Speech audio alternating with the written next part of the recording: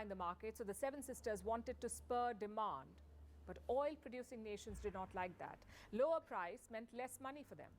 So in 1960, their oil ministers huddled in Baghdad. They formed a new cartel. It was called OPEC, the Organization of Petroleum Exporting Countries, OPEC. At first, OPEC had 5 members: Iran, Iraq, Kuwait, Saudi Arabia and Venezuela. Later, Libya, Qatar and Algeria joined. Today, it has 12 members. Now, OPEC's job was to stand up to the Seven Sisters to make sure their revenue was protected. But in the 1960s, that was hard to do. A, they did not fully control the oil fields, and B, supply was a lot. So controlling prices was easier said than done. In the 1970s, that became the new target: getting full control of the oil companies. In other words, nationalization. The first step was in 1973. Israel and its Arab neighbors were at war. The West was supporting Israel, so the Arab oil producers imposed an embargo. No oil if you support Israel. As you would expect, prices shot up. In 1 year, oil became 300% more expensive. And Western countries got the message: these resources belong to us. That's what the Arab world was telling them. In 1974, Saudi Arabia took over 60% of Aramco. By 1980, it was fully owned by the regime. The Iranian Revolution happened around the same time, so 2 big oil taps changed character. One was nationalized, the other was shut. Since then, a lot has changed. Iranian oil still remains sanctioned. Meanwhile, Arab producers have made trillions. So I guess it's been a mixed bag. Oil has packed West Asian treasuries with petrodollars. Most of them use that money for big development projects. Massive cities were built in the middle of deserts. Thousands were lifted out of poverty. But there has been a downside too. Oil brought foreign powers to West Asia. It turned the region into a political minefield. Wars were fought to control the oil wells. Ruthless regimes were sponsored and propped up.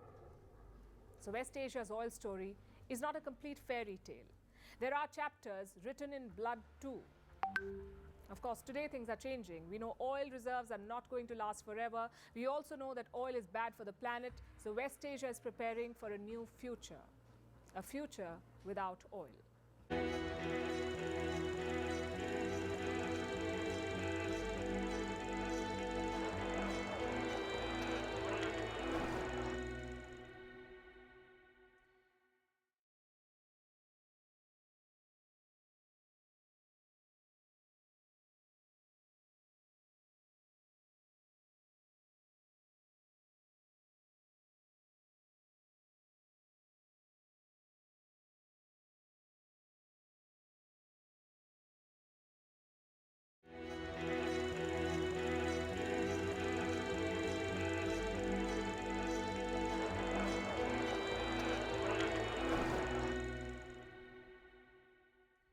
The year was 1962. Hollywood was about to release a cult classic, a movie that is still talked about, Lawrence of Arabia.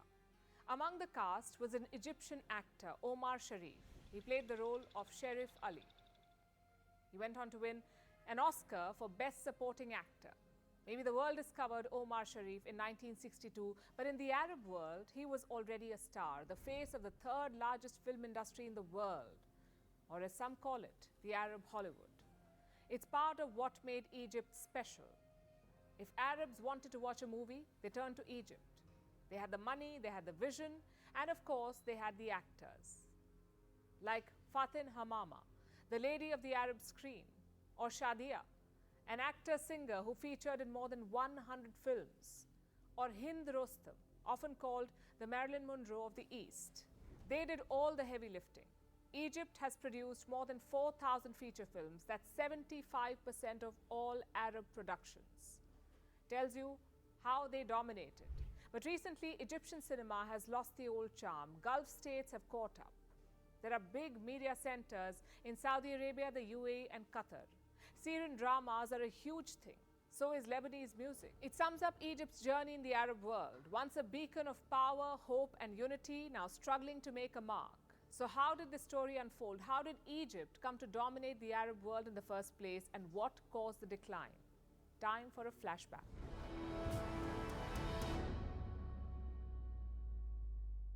Egypt is no stranger to invaders. The Byzantines, the Arabs, the French, the Ottomans, the British, all of them have invaded this country. So let's start with one such invasion, that of the French in 1798. It was led by Napoleon. Back then, Egypt was a province of the Ottoman Empire. Napoleon captured one part of it. Of course, the Ottomans could not just sit around, so they sent help. And part of that help was Muhammad Ali Pasha. He arrived in Egypt in 1801. In 4 years, he was appointed the Viceroy of Egypt. How about that for a promotion? Muhammad Ali had grand plans for Egypt. He broke the old oligarchy, retired the religious preachers, and built schools and canals. He was a visionary leader. His successors, not so much. They did build the Suez Canal in 1869, but they also saddled Egypt with debt. Things were so bad that they looked abroad for help. And guess who stepped up?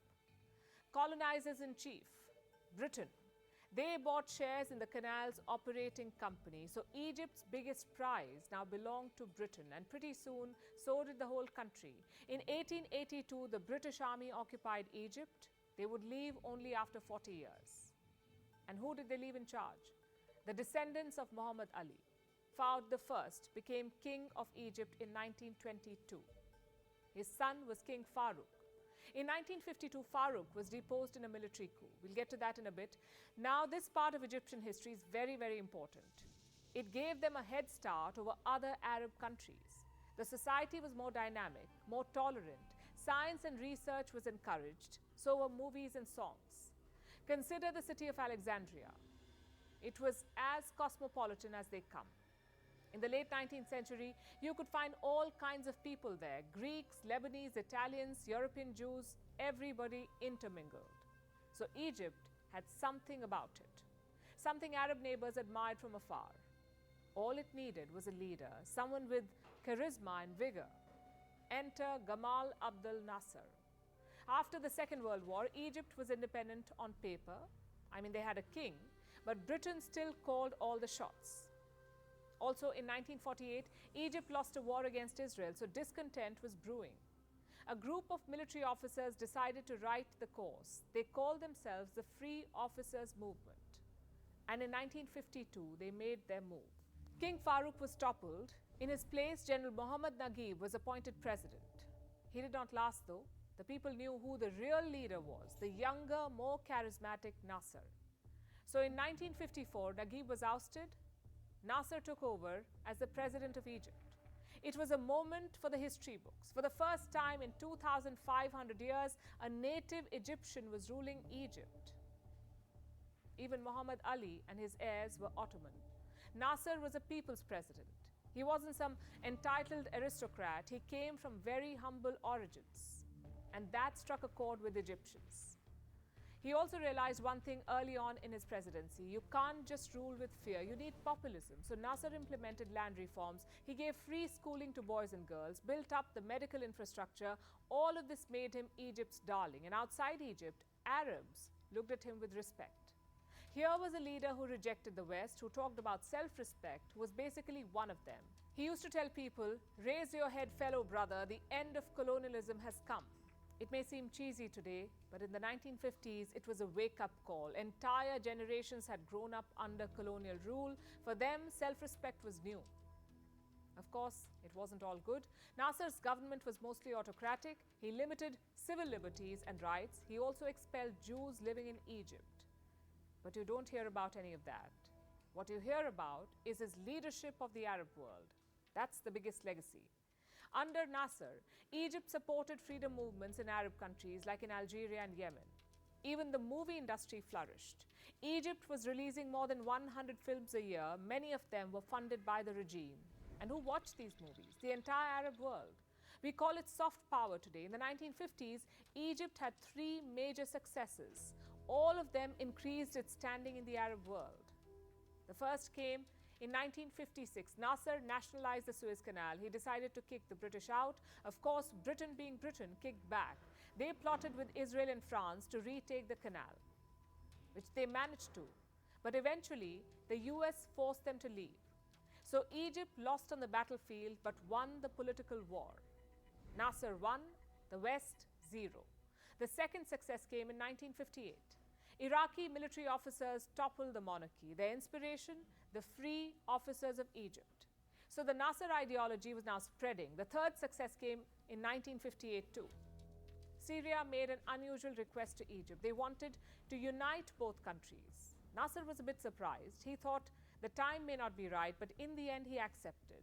And so the United Arab Republic was formed, a union of Egypt and Syria. It did not last long, but while it did, a united Arab world was a real possibility. Nasser built on it. He hosted the first Arab League summit in 1964. He hosted the second one as well. Arab countries agreed to shelve their differences. They also agreed to fight Israel together. But on that last one, Nasser failed. In the 1967 war, Egypt lost badly. The entire Sinai Peninsula was captured by Israel. It did not destroy Nasser's legacy, but it sure busted his invincibility. 3 years later, in 1970, he died. Nasser was succeeded by Anwar Sadat.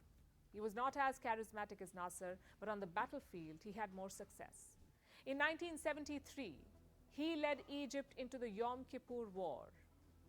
And if not for US support, Israel would have lost. But after the war, he decided to pursue peace with Israel, a decision that confused and enraged Arabs. In 1977, he became the first Arab leader to visit Israel. In 1979, he signed a peace treaty with them. Egypt became the first Arab state to recognize Israel, and the backlash was swift. Egypt was kicked out of the Arab League, the same Arab League whose spiritual capital was in Cairo. Anwar Sadat also made another crucial mistake. He unwittingly unleashed the Muslim Brotherhood. Let's take a detour here. The Muslim Brotherhood is a hardline Islamist group founded in 1928. The goal was simple: implement Sharia law across the Arab world. But the brothers found an enemy in Nasser.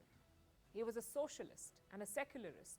So the Brotherhood attempted to kill Nasser multiple times. In response, he arrested hundreds of them. But Anwar Sadat had a different policy. He opened up the Egyptian economy. He struck peace deals with Israel. He made enemies on the left. Sadat's solution was to unleash the Muslim Brotherhood. He freed many of them from prison. The hope was that the Brotherhood would neutralize the leftists. Maybe they did. But they also did something else. They slowly radicalized the Egyptian society. Literature, policy, art, movies, everything was slowly affected. And from the late 1980s, they began contesting elections, that too with success. By now, the strains of autocracy began to show. Sadat had been assassinated in 1981. Hosni Mubarak took over from him. His regime was famous for corruption, so Egypt stagnated. But the rest of the Arab world did not. The Gulf states started coming into their own. Their treasury was packed with oil money. The US was giving them weapons, so Egypt was left behind. In the 1950s, they were proud of having the largest Arab population. It gave them weight in Arab politics. But by the 1980s and 90s, that became part of the problem. Too many mouths to feed. Egypt's population was around 20 million in 1950. By 1980, it had more than doubled to 43 million. By 1990, it reached 56 million. Now, it's not like farming is impossible in Egypt. During Nasser's time, Egypt grew its own wheat. Even today, agriculture makes up more than 10% of the GDP, but the type of agriculture matters. Most of it is cotton and berries. You can't feed that to your people. In simple words, Egypt has very few resources, but a lot of people. So what did their leaders do? They borrowed and imported. Today, Egypt is the second largest IMF debtor. It tells you everything that you need to know. So what comes next? Domestic politics is still an issue for Egypt. Mubarak was ousted during the Arab Spring. After that, the Muslim Brotherhood tried to go mainstream. Their proxy candidate became president for a while, Mohamed Morsi. But he too was toppled in 2013. And that's how the current president came to power, Abdel Fattah al-Sisi. He was up for re-election this week. The results are a foregone conclusion. As for Egypt's golden age, I'm afraid that ship has sailed. The country first needs to find its identity. Is it cosmopolitan and progressive, or is it hardline conservative? Same with Arab leadership. There are new kids on the block now, so Egypt is not the tall leader it was. It is now a mediator between Israel and the Arabs. They say Cairo is a place where the past is never far from the present. But Egypt's past looks pretty distant right now.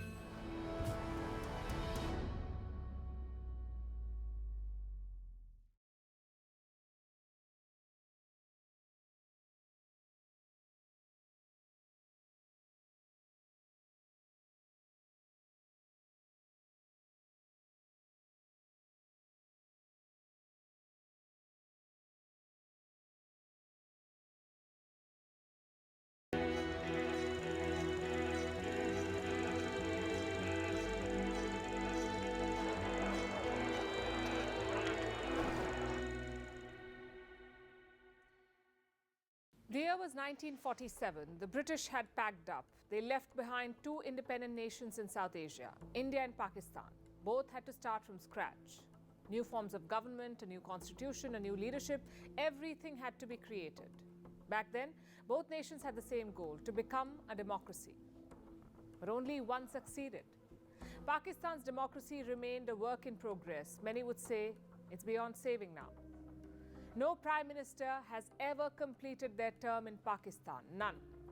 Yet 3 generals have ruled for more than 8 years. What does that tell you? Stability is possible, just not for civilians. Tonight we'll tell you why. Why has Pakistan's democracy failed?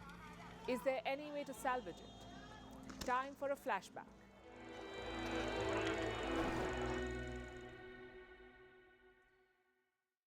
Think of democracy as a house. And what does every house need? A very strong foundation. That's where Pakistan missed the trick.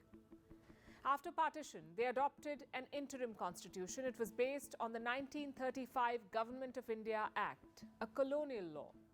The actual constitution was in the works. Pakistan's parliament got down to drafting it, but soon problems emerged.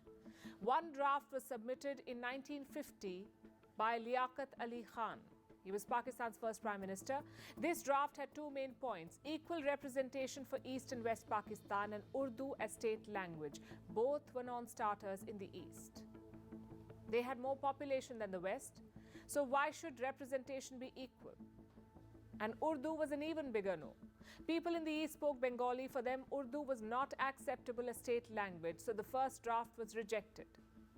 The second one was proposed in 1952. This draft called for 2 houses of parliament. But the rest remained the same. So once again, it was shot down. Then came a third draft in 1953. It was called the Bogra formula. This draft allowed seats based on population. So East Pakistan would get 165 seats, the West would get 135. Seems fair, right? But this draft was not approved either because Pakistan's politics was in turmoil by then. In 1954, elections were held in East Pakistan. The Muslim League, Muhammad Ali Jinnah's party, was routed. Their chief minister lost his seat. So did every single minister, so the constitution was shelved again. It took 2 more years to draft one finally. Pakistan's first constitution was adopted in February 1956. It was enforced the next month. Now look at the gap. Pakistan was formed in 1947, but the constitution came in 1956. That's a gap of 9 years. India's rule book was drafted in just under 3 years. And remember, India's constitution is the longest ever. So Pakistan missed a trick there. Their leaders simply couldn't agree on most things. What would be the state language? How would seats be divided? What rights would minorities get? What form of Islam would be the state religion? All these questions remain unanswered. And there's a reason why. Leadership vacuum. Muhammad Ali Jinnah was the founder of Pakistan. The idea was to create a country based on his vision. But Jinnah died in 1948. A few years later, Liaquat Ali Khan was assassinated. So Pakistan became rudderless. And the same goes for their party, the Muslim League. It couldn't play the role of a nation builder. Most independence parties do that, like the Indian National Congress in India or the African National Congress in South Africa. First, they led freedom movements, then they transformed into political parties. The Muslim League could not do that, especially in East Pakistan. It was very different from the Western wing. Different geography, more people, different culture, different aspirations. So Pakistan's democracy was set up to fail. Maybe better leadership could have contained these differences, but that was never Pakistan's strength. Either way, in 1956, the constitution finally came. The next step was a general election. Until then, only provincial and indirect elections were held. No nationwide general election had been organized. Even the constitution could not change that. So in 1958, Pakistan's president took matters into his hands. That's Iskandar Mirza. First, he abrogated the constitution. Then he declared martial law. Enter General Ayub Khan, Pakistan's army chief back then. During martial law, he took charge. He became the president of Pakistan. Ayub Khan would rule until the late 1960s. Again, no general elections. It was a military dictatorship. So why did he give up power? Well, in 1965, he fought a war with India. He tried to take the whole of Kashmir, but Ayub Khan lost. Plus, young Pakistanis were growing agitated. They were fed up with military rule. So in 1969, he resigned. And the next year came general elections, Pakistan's first since independence. Look at how long it took. 23 years to hold the first nationwide general election. By then, India had completed 4. The 1970 polls came with a surprise. In West Pakistan, the Pakistan People's Party won. Its leader was Zulfikar Ali Bhutto. He was allied with the army. But in the east, it was Awami League all the way. They had the numbers to form the government, not just in the east, but for the whole country. They had the numbers. But Bhutto and the army had other plans. I'm sure you know what happened next. Pakistan's army tried to crush dissent in the east. India intervened, and Bangladesh was born. So the Pakistan army was beaten and shamed. It was the perfect chance for Bhutto. He could have taken the country in a different direction, built a strong culture of civilian rule, but he did not. In 1977, elections were held again. Bhutto's PPP on one side, a coalition of 9 parties on the other. The PPP swept the election, but the opposition cried foul. They protested. They said the voting was rigged. So Bhutto went to the army and he declared martial law, got opposition leaders arrested, and once again gave the Pakistan army an in.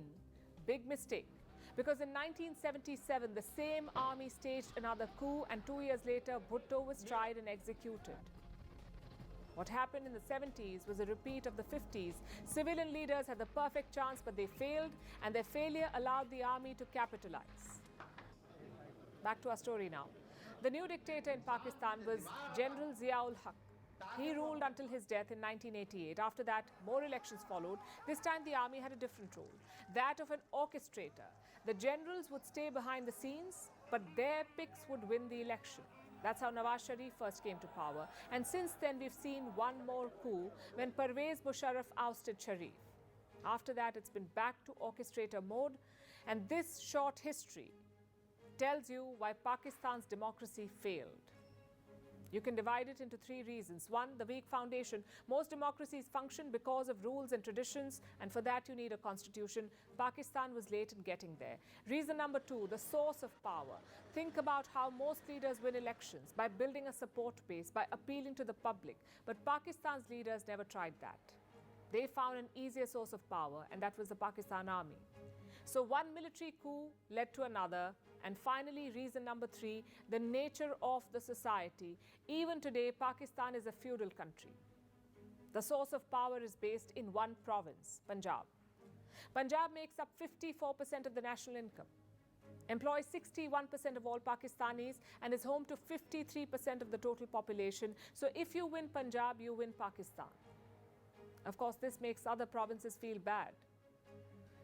These are not excuses for Pakistan's politicians. They must take the blame for this failure, because democracy is like a good habit, like being punctual or exercising every day. No one is born with those habits. They are developed through time and effort. Democracy is like that for countries. You need to keep investing in it. And with time, it will become a habit. But Pakistan's leaders never tried to cultivate this habit. What's worse, they got the country hooked on some bad ones.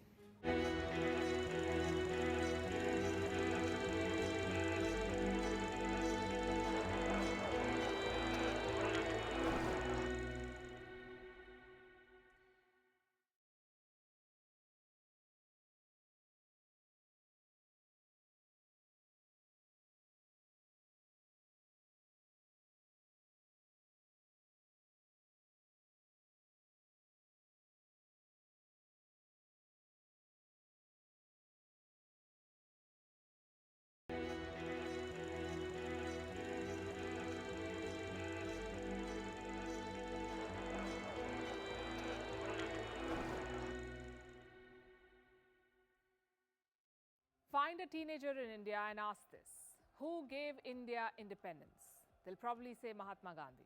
Also ask them, how did India get independence? They'll probably say non-violence. Well, these answers are not wrong, but they're not 100% right either. India's independence was the result of many things: hundreds of characters, multiple ideologies, and of course, some rub of the green. To say non-violence gave us freedom is an oversimplification, one of many in our history.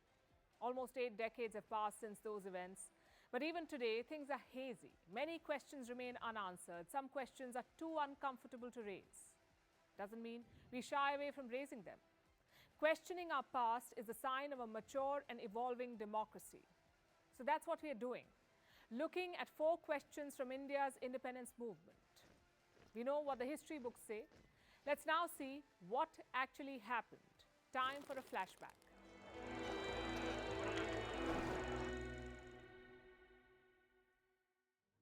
Question number 1 is probably the most divisive. What made Britain leave India? Gandhi's non-violence or Subhash Chandra Bose's army? Both men had a different strategy. Gandhi used non-violence to launch the Quit India movement in 1942. The next year, Bose revived the Indian National Army. The difference was clear. Gandhi asked Britain to quit India. Bose said, "I will make them quit." Who succeeded in the end?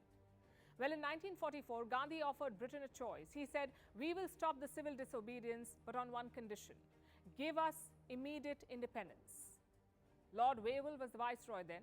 He completely rejected the offer. He said it wasn't even a starting point for a discussion. Bose, though, had more success. His Indian National Army lost the Second World War. He himself died in 1945, but what happened next galvanized India.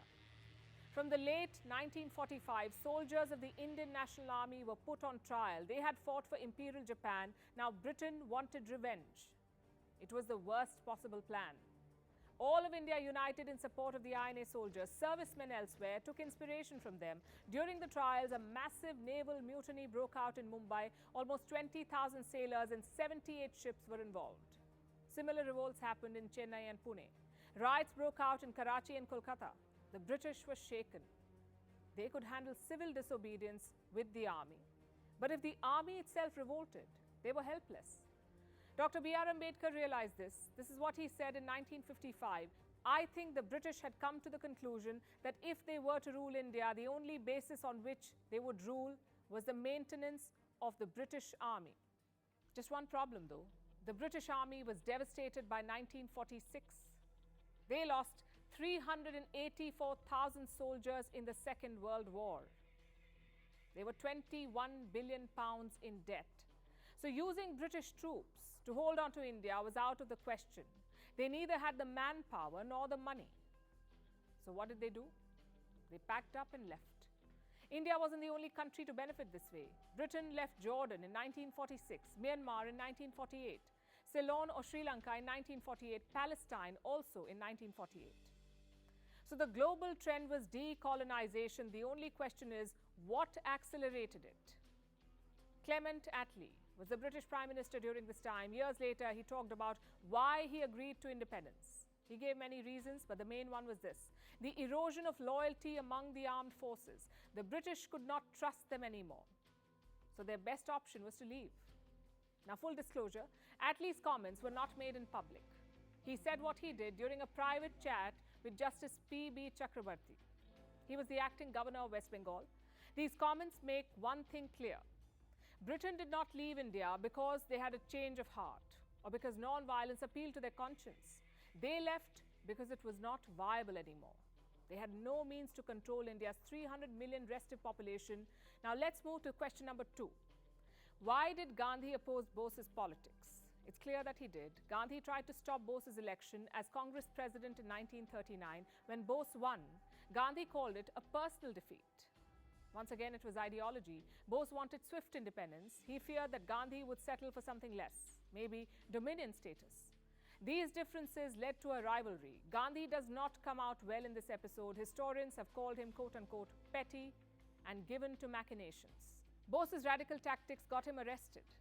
But in 1941, he fled British India. He began rallying for independence abroad. The idea was pretty simple. Your enemy's enemy is your friend. Using that logic, he reached out to Nazi Germany and Imperial Japan. The British were livid. They called Bose a collaborator. The next year, in 1942, the Quit India movement was declared. Bose supported it. He called it India's epic struggle. But the sentiment was never mutual.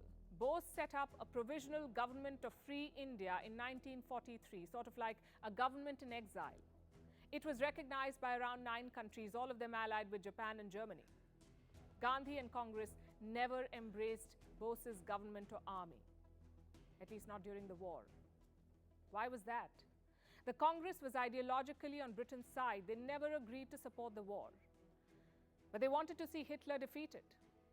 Also, there was a power struggle within the movement. Gandhi liked Nehru more. Nehru was the starry-eyed pupil with utter devotion. Bose, on the other hand, was more rebellious. He challenged Gandhi's leadership of the party. Which politician likes that? The Congress's attitude towards Bose and the INA would change, but much later, after the war. In fact, Nehru was one of the lawyers during the INA trials. Many historians say this was a political decision. The trials had captured public imagination, so suddenly the Congress wanted a piece of it. Question number 3. How did World War II shape India's freedom struggle? We told you how it devastated Britain, but that's not all. Around 2.5 million Indians fought in the war, in Europe, in Africa, and in Asia. Once the war ended, they came home. By 1947, only 800,000 men were part of the army. The rest had been killed or demobilized. Imagine that, from 2.5 million to 800,000. We're talking about highly trained fighters here. Many of them joined self-defense units and volunteer groups. They trained their fellow Indians. But service abroad also meant one thing. These soldiers were exposed to new ideas, things like liberty, freedom, democracy. They had fought in the trenches for someone else's rights. So once back home, they began to think, what about our rights? This led to a bigger push towards independence. Even Bose's army was made up of these soldiers. Thousands of them had served in Southeast Asia. Japan defeated and jailed them. These prisoners of war became the core of the Indian National Army. And now we come to the final question. How did Jawaharlal Nehru become India's first Prime Minister? Was his election unanimous? Well, far from it. In 1946, the Congress held an internal election. It was time to choose the next president. He or she would also be India's interim Prime Minister. So the stakes were high. Gandhi's pick was clear from the beginning. He wanted Nehru to take charge. And why was that? Gandhi believed Nehru was better suited to negotiate with the British. He was a Cambridge graduate. He rattled off in English. Plus, he was better known abroad. But Nehru needed support from the party's state committees. Only then could he be elected. He had challengers too, the likes of Sardar Patel and Acharya Kripalani. Do you know what the results were? 12 out of the 15 state committees nominated Patel, 3 of them abstained. So none of them nominated Jawaharlal Nehru. Gandhi broke this news to his protege. Apparently, there was stunned silence from the other side. Nehru was never going to be number 2. So Gandhi asked Sardar Patel to withdraw from the race. For whatever reasons he did, Patel was considered a good administrator, also a people's leader. He was very close to the grassroots. Yet, it was Nehru who became the first Prime Minister. The rest, as they say, is history, or at least one version of it. Nehru would go on to become India's longest-serving Prime Minister. Patel died in 1950. The idea behind this episode is a bit complicated, but the gist is this. History is not always about right or wrong. Historical figures are not always heroes and villains. They're humans like us. Imperfect people who did what they thought was right. Did Bose and Gandhi not see eye to eye? Well, yes. But it was Bose who first called Gandhi the father of India. It was Gandhi who called Bose a patriot of patriots. They disagreed on ideology, but one thing united them, their dream of an independent India. We often forget that our freedom fighters were also politicians. They were ambitious. They looked out for their career, and sometimes they sabotaged each other. It is important that we accept and embrace every part of our freedom struggle, the violent, the non-violent, and the indifferent. Gandhi turned India's freedom struggle into a people's movement. He took independence to every Indian village. At the same time, he alienated people like Bose. He worked to undermine his position in the party. We need to accept that both things are true. That is the hallmark of a mature democracy.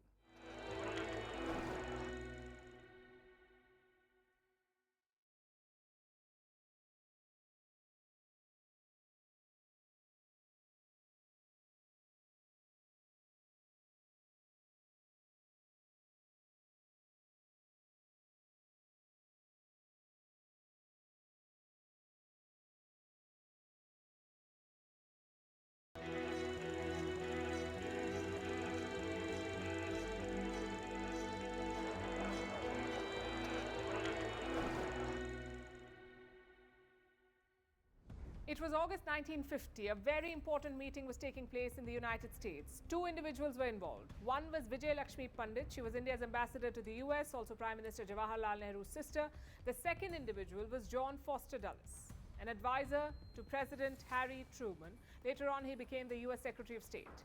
Now, letters written by Vijay Lakshmi Pandit reveal what happened at that meeting. The American side had a proposal. They said, let's remove China from the United Nations Security Council. Let's put you, India, instead. Basically, a switcheroo. China goes out, India goes in. You don't need a time machine to know what happened next. India doesn't have a permanent UNSC seat, so obviously New Delhi rejected that proposal. Something similar happened again in 1955. This time, the Soviet Union offered India a permanent seat at the United Nations Security Council, but once again, India declined. Jawaharlal Nehru was Prime Minister both times. He was also his own foreign minister, so no one to blame for his decisions. Fast forward to present day, and the issue has become a political lightning rod. Nehru's supporters say it was the right decision. His critics call it a Himalayan blunder.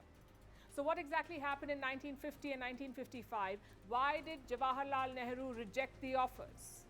And was he right in doing so? Time for a flashback.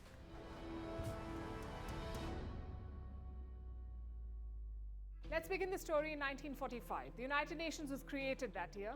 It had a Security Council with 5 permanent members: the United States, the Soviet Union, China, the United Kingdom, and France.